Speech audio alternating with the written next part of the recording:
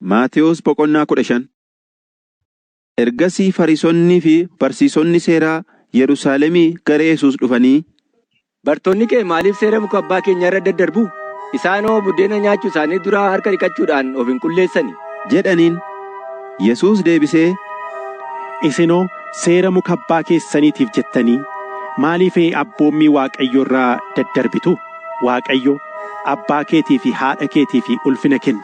Iddoo biraatti immoo abbaa isaa fi haadha isaa irratti hamaa kan dubbatu dhugumaan haa ajjeefamu jedheera. Isin garuu namni abbaa isaa fi haadha isaa gargaaruuf ture tokko isaaniin, wanti na biraa isiniif kennamuuf malee amma Waaqayyoof kenname yoo jedhe, egaa abbaa isaaf yookiis haadha isaa fi ulfina kennuu isa hin barbaachisu jettu.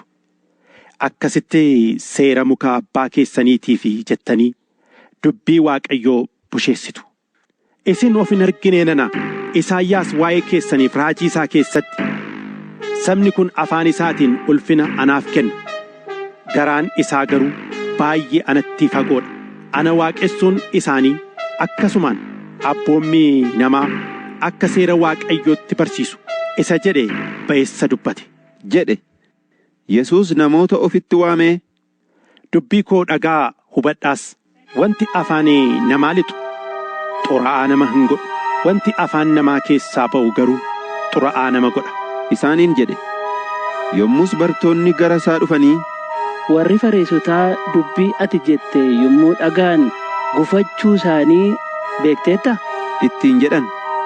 Yesuus immoo deebisee, biqiltuun abbaan koo inni Waaqa irraa hin dhaabin hundinuu ni buqqa'a.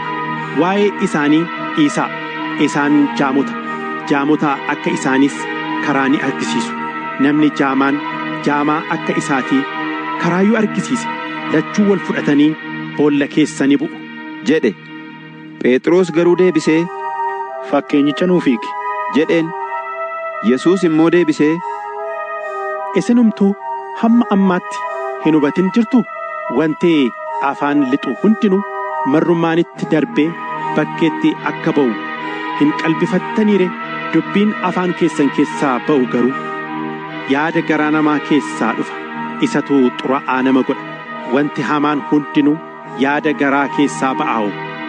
Isaanis nama ajjeechaa, ejjummaa, halalummaa, hanna, sobaan dhugaa ba'uu, nama salphisuus.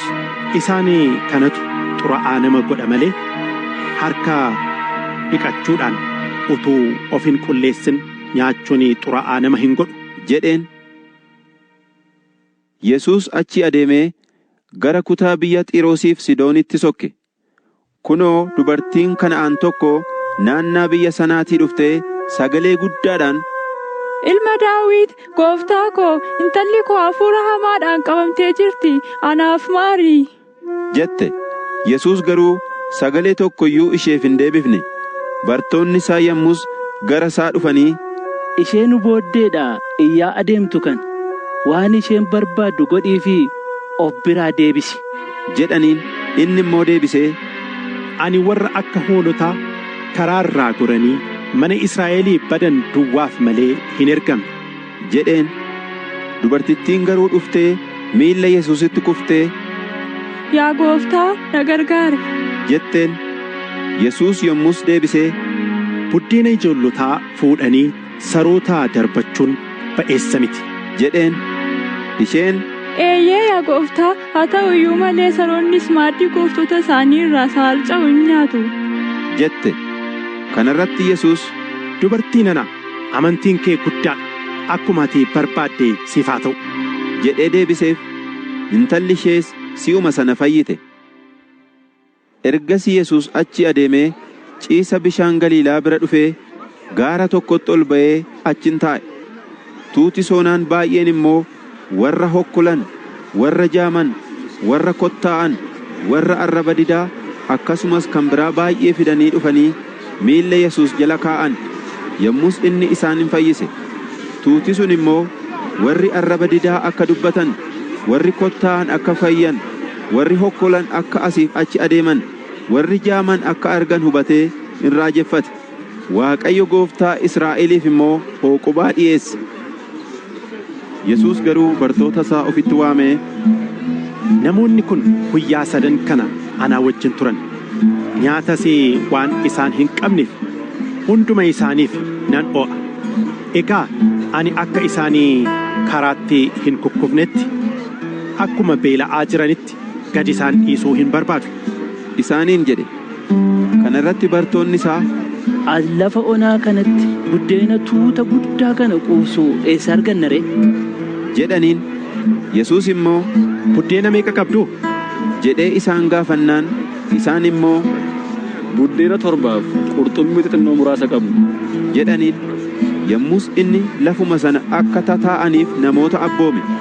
Buddeenan 7 fi qurxummiiwwan sana fuudhee Waaqayyoof galata galchee caccabsee bartootatti kekkennee, bartoonnis tuuta sanaaf dhi'eessan.